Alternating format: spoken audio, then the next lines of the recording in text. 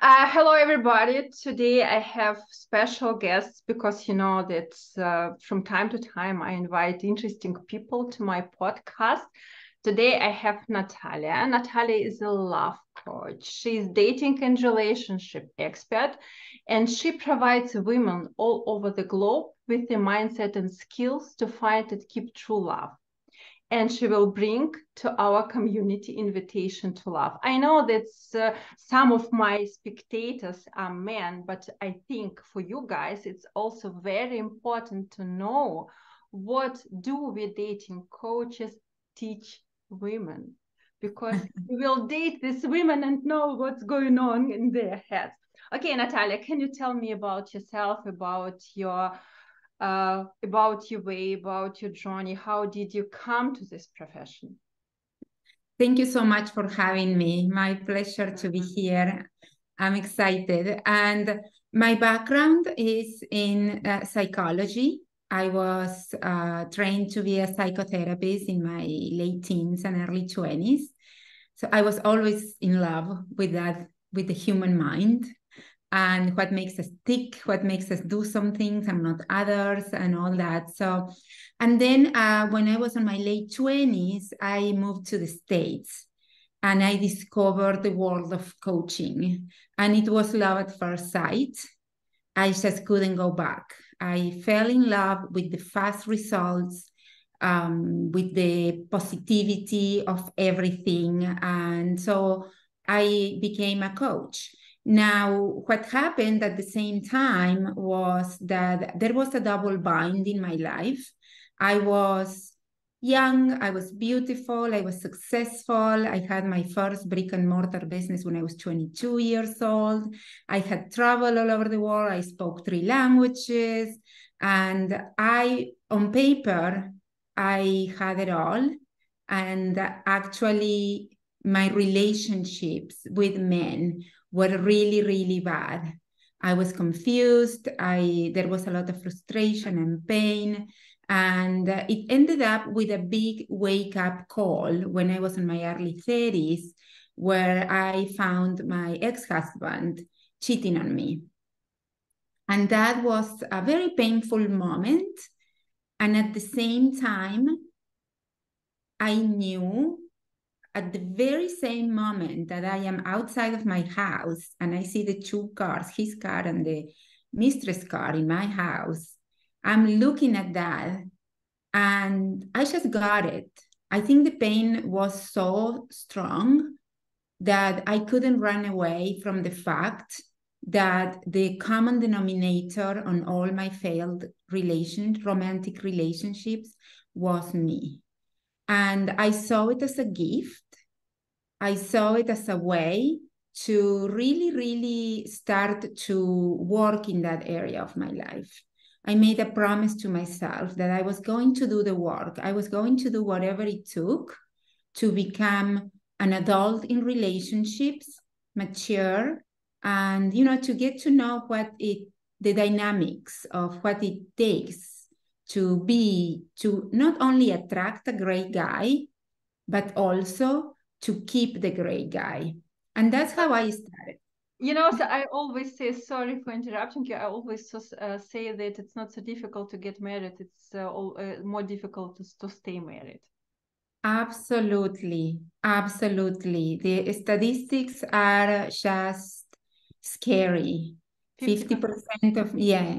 And the thing that most people don't know is that it seems like we don't learn from our mistakes. I always said, we don't really learn from our mistakes. We learn from the reflection on our mistakes, from integrating them, processing them, and making shifts. I believe the statistics are like 60% of second marriages end up in divorce and 70-something% of third marriages end up in divorce. So the odds don't get any better. It's not about changing partner, although sometimes it is. Sometimes it is.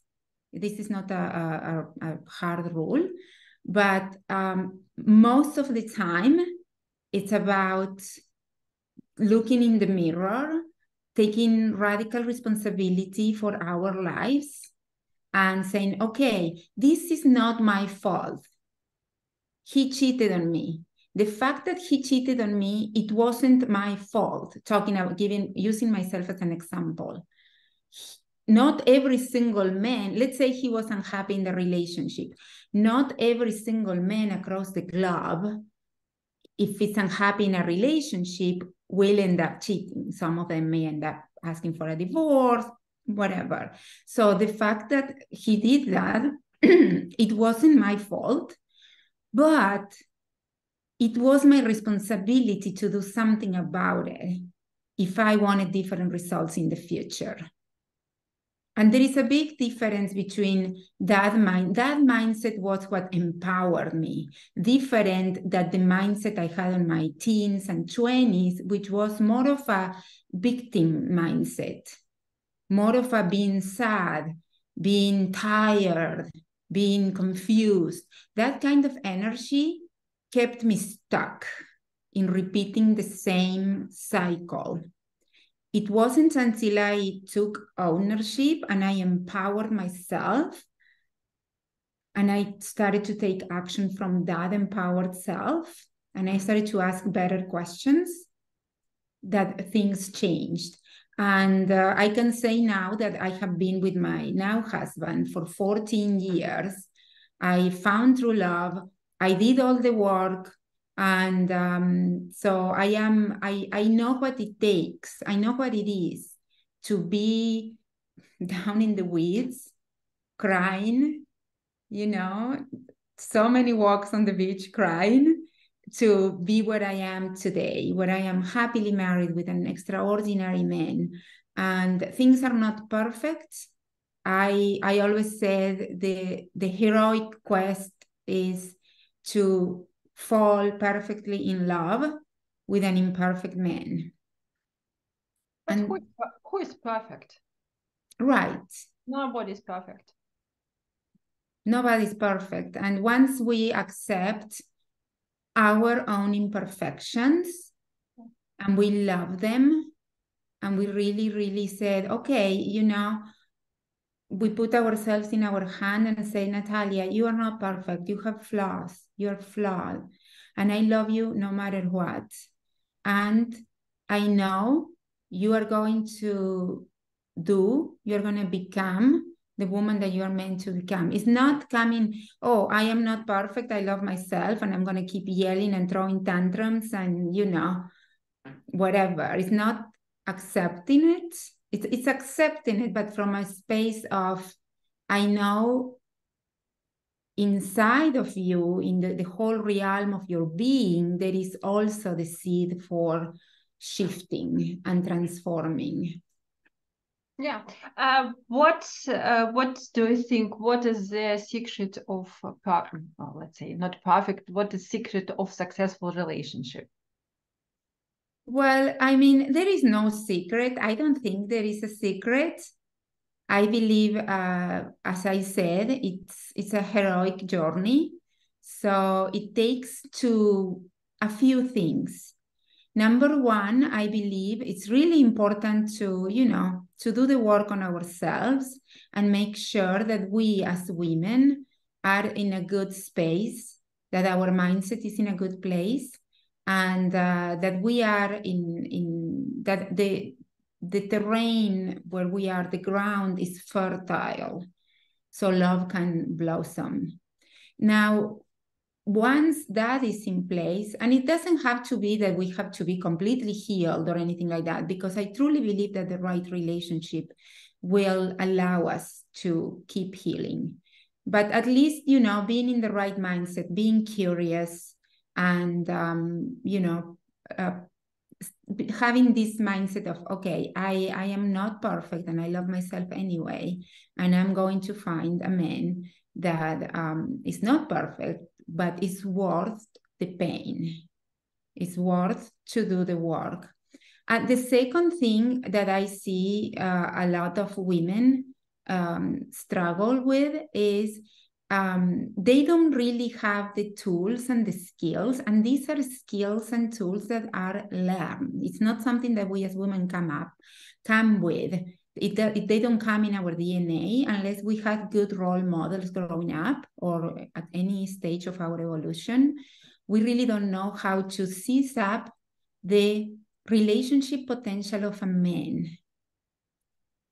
Yes, agree. So I had a conversation with one of my colleagues yesterday because we have a lot of contacts, and men complain about women because women in many cases they search for some, I don't know, for some fun and excitement, and they don't notice this normal, let's say boring, stable, serious man because it's normal.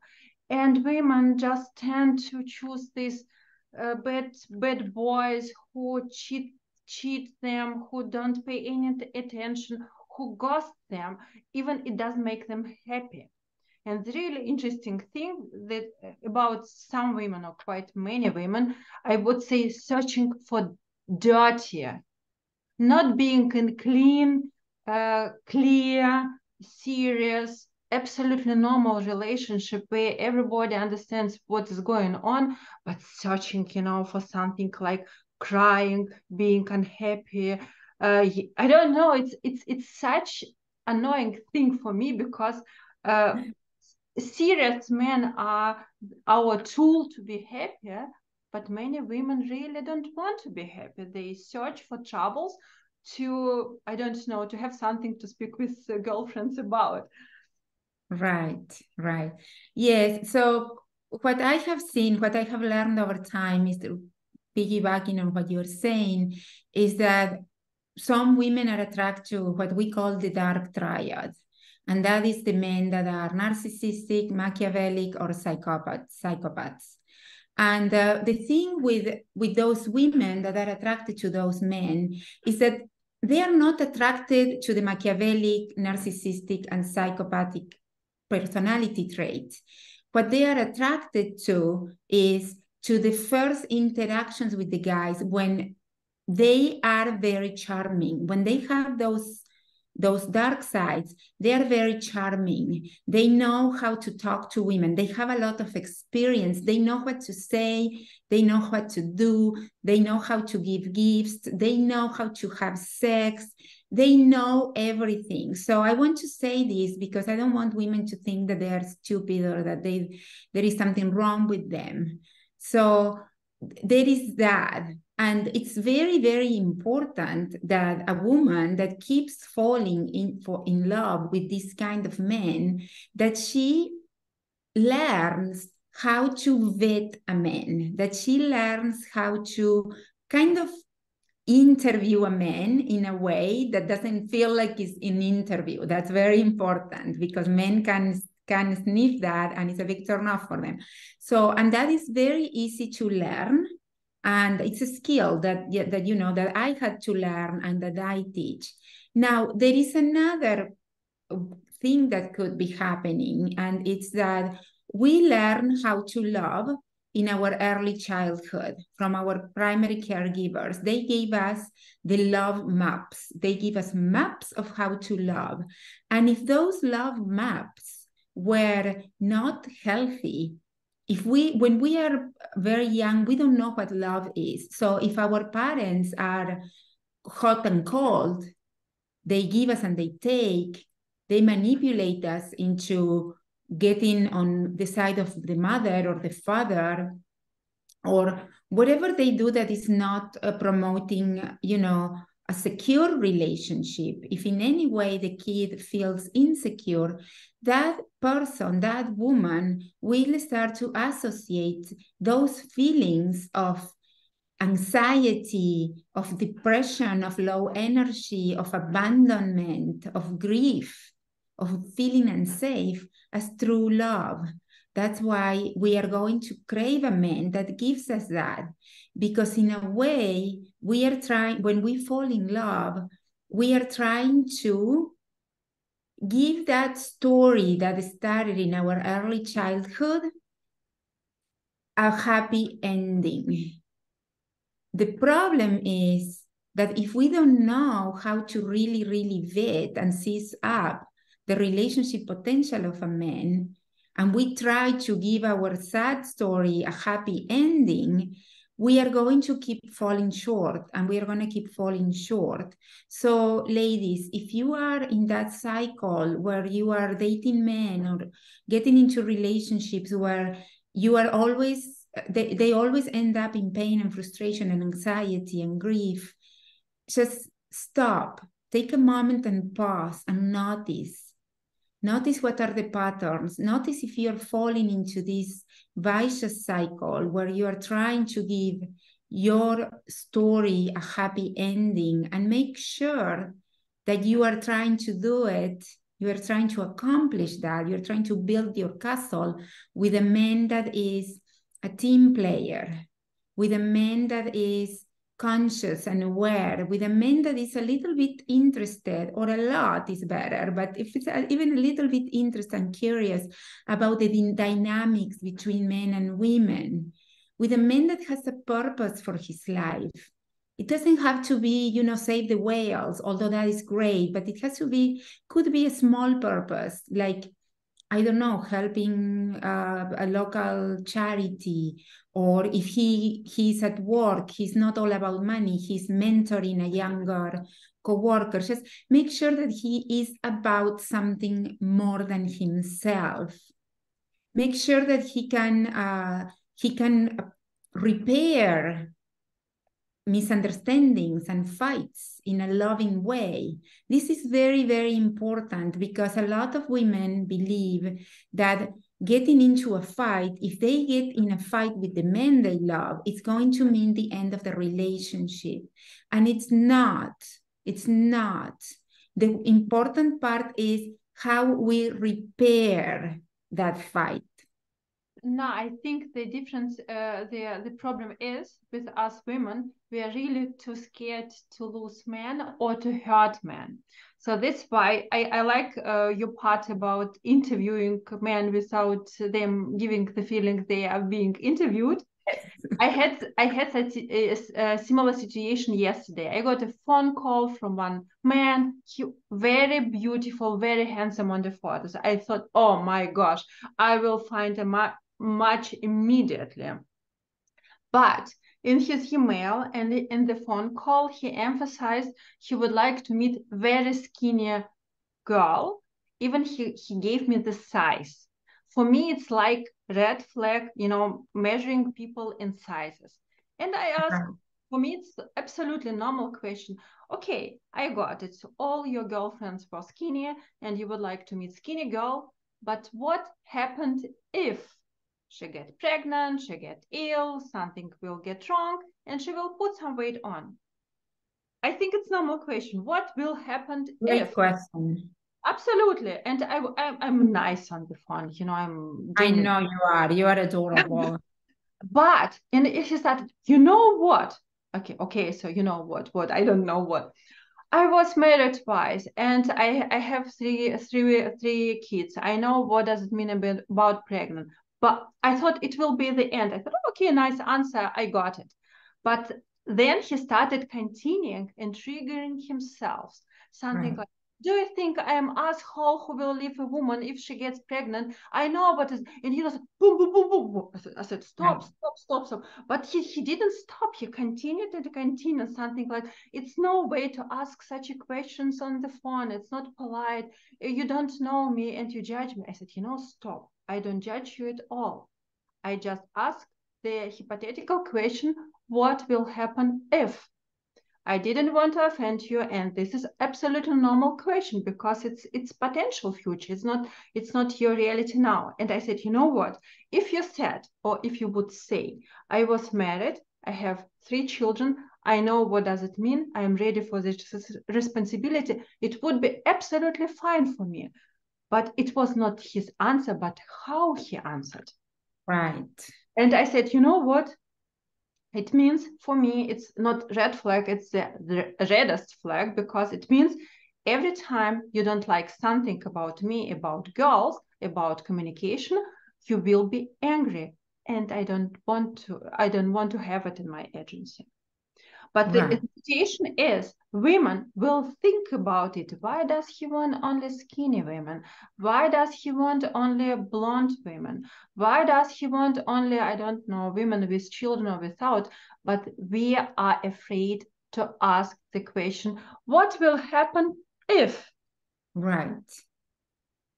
Right. And there is no, if the question is asked in the right way, sometimes, again, it's a learned skill. It's a learned skill how to ask questions in a feminine way, in a loving and kind way. And the most important thing is to ask the question with a very high intention of our being curious and open, and the energy behind is 99%.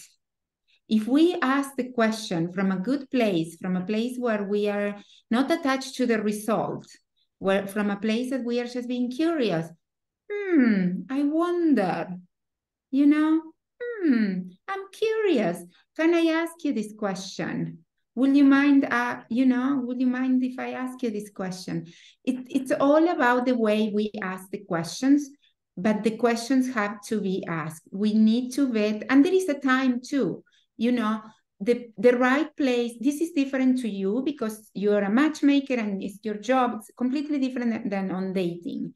On dating, the first date, the second date, the third date, usually I would say don't ask those questions because really we don't know if we like him yet.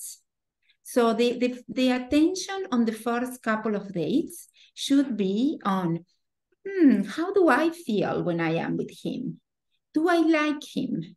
Can I sense that we have some things in common? Am I curious about who this human being is? Do I like his energy? That's it.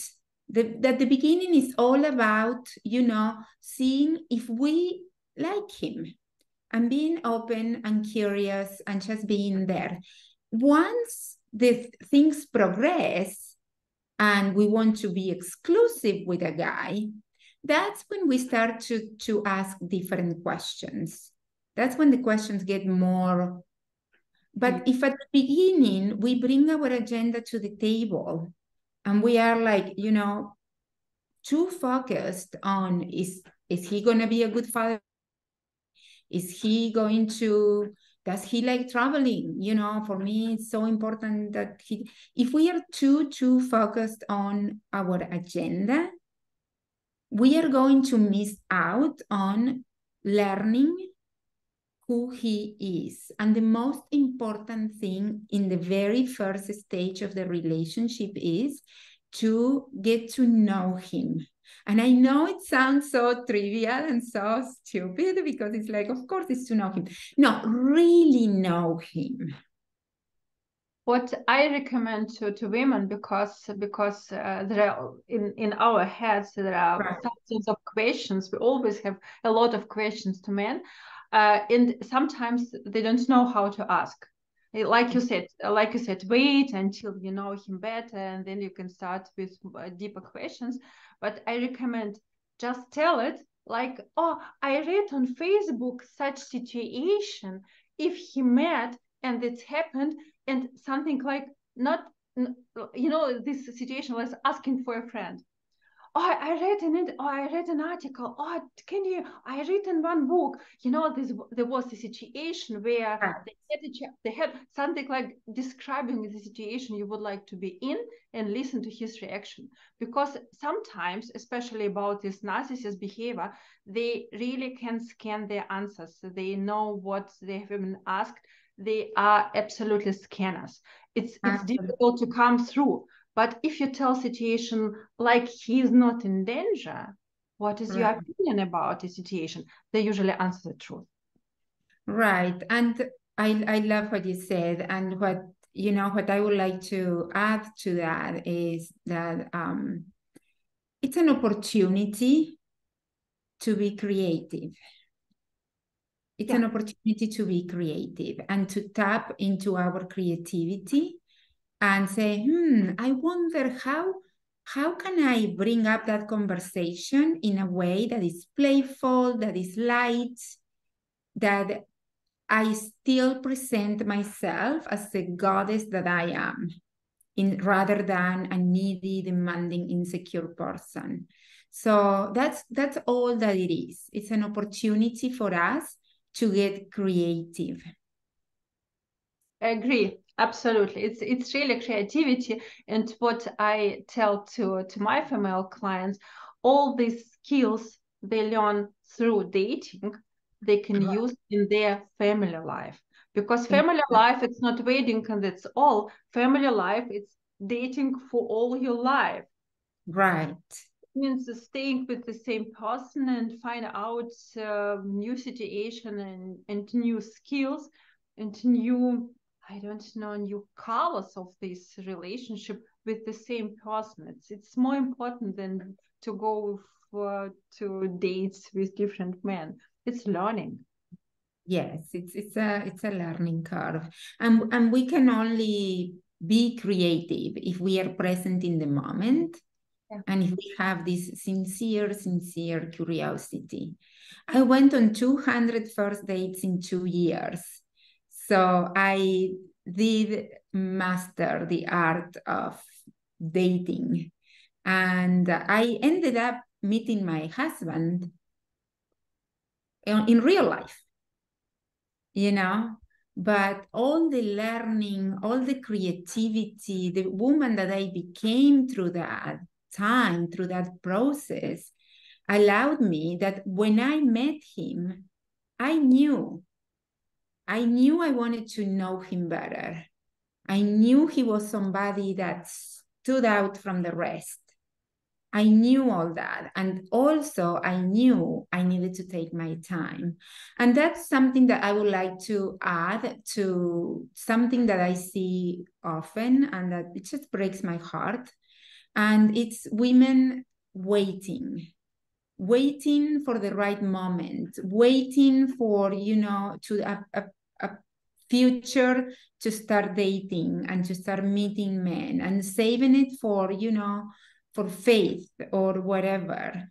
And what happens is when we wait, when I started dating, I didn't know what I was doing. I had never dated in my entire life. Ever.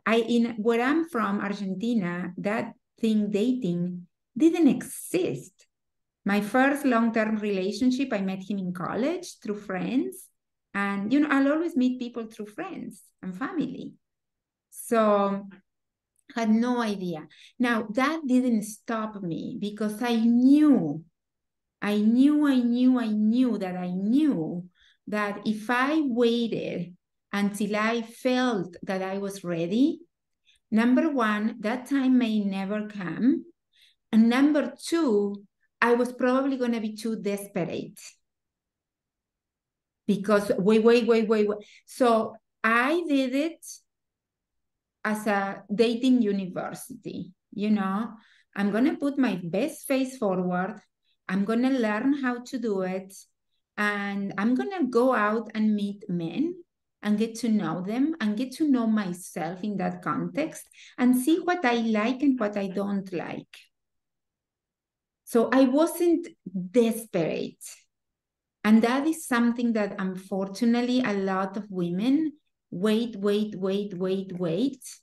until they get to the point where, oh my God, I'm 35 and I don't have kids and I'm not married. I need to go and find him. And then it's a chore. It's the job. It has all this negative energy around it that of course they don't enjoy it. But if we start way before we need to be married, between quotes, I mean, nobody should need to be married, but you know what I mean. We are going to have a way much more relaxed attitude and mindset towards it, and also towards the learning curve. I tell to my female clients a little bit the same, but a little bit different. I say, you know what? What I notice, it's this expectation to meet big love immediately. Right. Even from psychological point of view, love is not necessary for a happy relationship. It's good to have, but realistically, this friendship love keeps longer than this passion love. First. Right. And second, what you said about dating, I explain it a little bit different. I say, girls, I understand about dating. I understand about skills. I understand about dates. I understand about this annoying man, strange man on the dating platforms. But you have to learn how to communicate and how to ask questions and how to show right behavior. Because at the moment or at the second you meet the right one and your brain shut up and you will forget everything because you want only this person, that it's huge love. You still need some skills you learn from previous date to automatically autopilot survive this first date. Otherwise, without knowing how to say, what to say, how to smile, I don't know, how to Yeah. make up on at least, or how to wear heels. Right. Yes, all these things, because you always can say if she's used to wearing heels or she's not, because you have to train it. The same as with dating, you have to train it. Yes, I love it. Yeah, it's like riding a bike. You learn how to ride a bike and then it's easy. And then that's when it gets to be easy. It's not something that we were born with it. We all learn how to do it. Some people are blessed with good role models and they learn from the get-go. I believe we all have something to learn. So nobody is, because even if we had good role models, when we choose our partner, then we have to learn how to be in a good relationship with him, and that's going to be completely uncharted waters because it's another human being, and we are creating, this third entity that is our relationship. And so, yeah, it's about embracing curiosity, embracing also the single life, loving it because it doesn't last long. I have been with my husband for 14 years and I I look back to those 2 years that I dated and I love it. I remind them with a smile. I mean, I did so many amazing things. They were taking me on boat rides and different restaurants, different dancing things, and different parks and museums. And I mean, and just enjoying to get to know all these people, charity events. With some of them, we were dog lovers and we just got together and played with our dogs. And, it was so good. I really, really didn't meet one guy that it wasn't a good guy out of 200. They were all great guys. Now, they weren't the right guy for me. And I don't think I was ready. I was getting ready. I was learning. But when my husband showed up, as I said, I looked at him and I knew. I was like, oh my God, you are in troubles. Because I was so fine-tuned. So yes, so it's a matter of having I think mindset is it's a lot. Mindset is the first step. And then learning the skills and the abilities. Because when we are in that space where our mindset is not right, and we really are in this mindset of, like, oh, dating is hard, all the men suck, men are cheaters, liars, or abusers, or whatever. What we don't realize as women is that we are also depriving ourselves from the opportunity to learn what it is to be in a good relationship. It's not only that we are stuck being single and unhappy, we are also not learning. So I think that is something that a lot of women don't realize. And if they were aware of it, they will take more action, inspired action towards, learning and I like very much about your 200 dates that you said that all men were great. Because if you speak to women about their dating experience, most women will say, oh, man, all my dates were bad, or nobody was good for me. But I think this is probably the secret of successful dating, to get to this mindset. Doesn't matter what is outcome of my date, but all my dates, all men I met, they were great. I think as soon women learn it, they will meet the right one. Absolutely, absolutely. I think it's so important, so important. I met one of the guys, like, that could be a bad date, that could be, conversation for male bashing. Now, male bashing is something that is one of the first things I coach my clients into it. Stop it. Stop male bashing. I know it's fun. I know you get laughs from your family when you talk about your dates and all that, but you are digging yourself on a hole deeper and deeper and deeper. So male bashing has to be out the window. It's the wrong mindset. And I'm saying this, I know this may backlash on me saying that. I don't mind, because it's the right question is, what can I learn from this? Or how it is about me and the way I present myself to the world and the energy I'm putting out there in the world that is having me attract this kind of men. That is the smart mindset. It's how. Because that way we can learn and do something about it. As I said, it's a skill set. Yeah. Nobody is cursed. I mean, when women said that it's not on that the planets are not aligned, or my heart suffers. I literally feel pain, because all that it's just it's not true. We are the captains of our own boat. We choose when is the time, and we choose who we are. And but I think sometimes this men are bad, nobody is good for me, and doesn't make any sense to continue dating.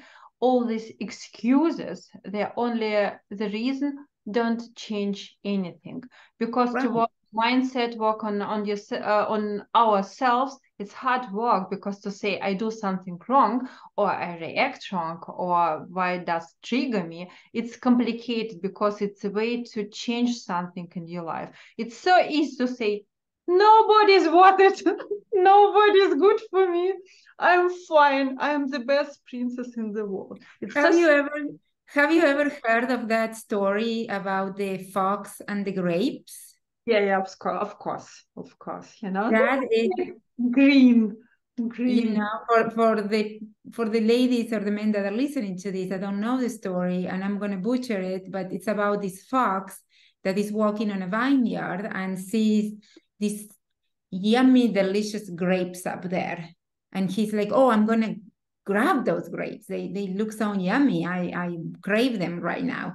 But he was too short. So what he starts doing is he starts jumping and jumping and jumping, and he can't get to them. So eventually, after jumping and jumping and jumping, instead of grabbing a rock and putting a rock and stepping on top of the rock, or waiting for somebody to come and help him and lift him up, instead of all the creative things he could have done to get the grapes, what he said is they were green anywhere. They were not ripe. And we do that. We keep doing the same thing. The classic definition of insanity. We keep doing the same thing over and over and over, trying to get a different result. It doesn't work. It doesn't work. We try 2-3 times, and then we change strategy. Usually I say, because I host quite many single events, I say, what, mostly to men, I say, if you go to one table and the conversation on this table wasn't great, it's okay, it might happen. If you have, I don't know, 5 tables with bad conversation, it's okay, it might happen. But if you have 20, 25, 30 tables, and all conversation are wrong, it's not problem with women, it's problem with you and your conversations. Right. You have to change something. And it's probably this something like we have to analyze in our dating life. If I do constantly something and I get the same result, so I have to change what I do to get another result. Very simple. That's beautiful. Beautiful. Yeah. Yeah. Okay, so it was a great conversation. What will be your main last advice to people who will watch us? Oh, that's a good question.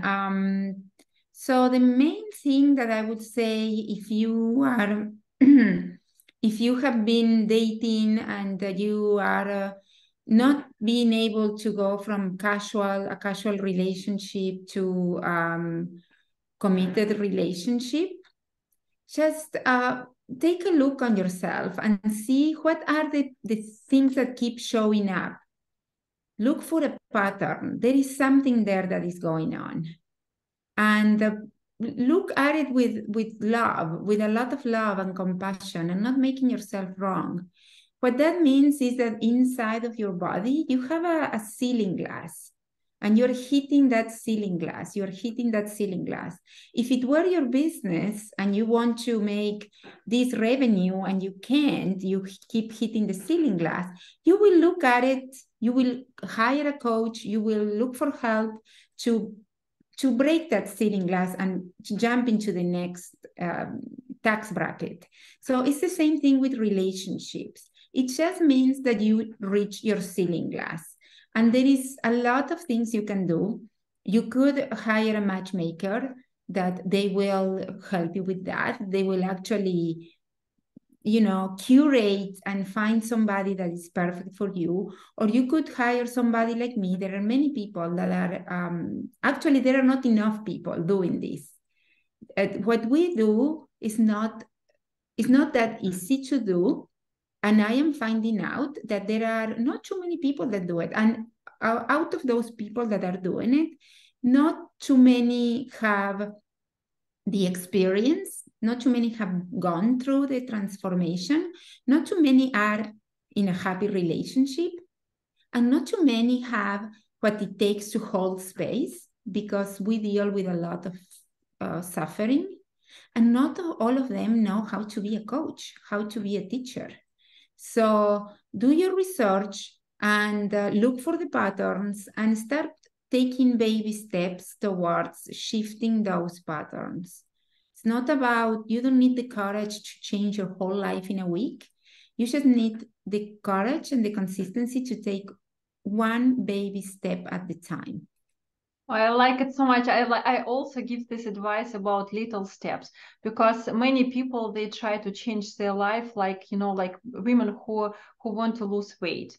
It means immediately in one day, from Monday, I don't eat any sweets. I run 10 kilometers. I do exercises. I eat only tomatoes or only cucumbers. But it's not possible to keep for a long time. Right. Start reducing a little bit sugar. Then next week a little bit more exercises, maybe 1,000 steps, maybe 2,000 steps. Not everything at the same time. The same is with dating. What women do: I go to photographer, I go to the hairdresser, I hire the coach. From day one, I change but it doesn't work like this, because we are animals of habits and we need time to get used to our new us. Right. When I started in my coaching career, I used to coach for 3 months.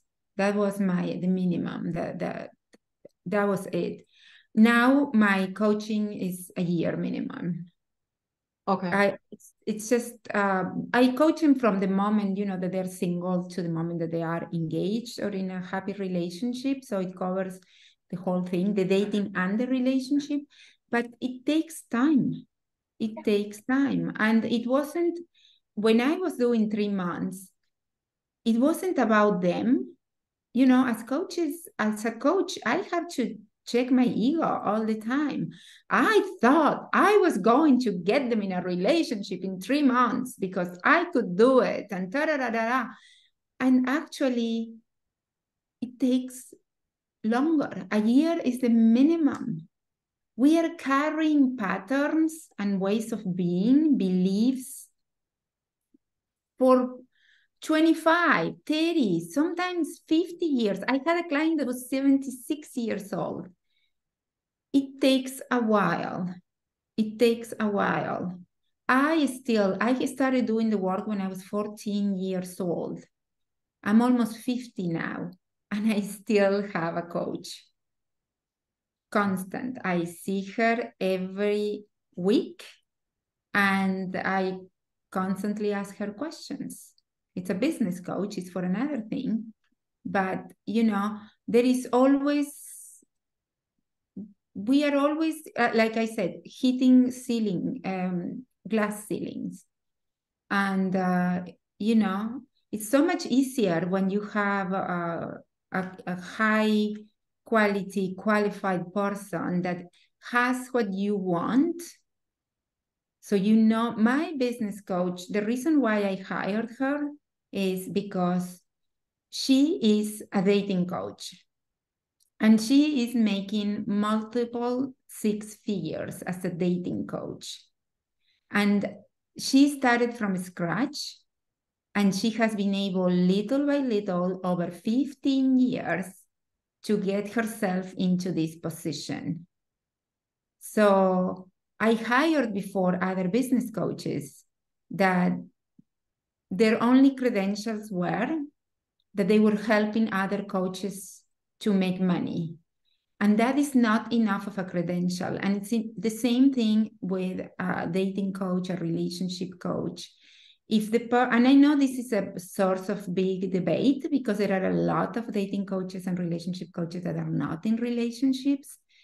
And I wouldn't hire a coach that doesn't have what I want and that hasn't been through the process of not being there and being there through at least 10 years. So that's... Agree, because if you cannot use your own knowledge, how can you teach people? You can't. Okay, Natalia, thank you so much. It was really interesting conversation. I hope we will get a lot of comments, a lot of questions for our next interview. Then we can go deeper in some details. Thank you so much. Of course, I wish you not only 15 years longer in your relationship, but, till the end of somebody's life. Right. Thank you. Thank you so much. I wish, because I think 14 years, it's really a huge amount of time. And of course, you learned how to keep this relationship and how to develop it. Right. Thank you so much. It has been my pleasure. You are adorable. And thank you to all the listeners. Thank you very much. Thank you. Bye.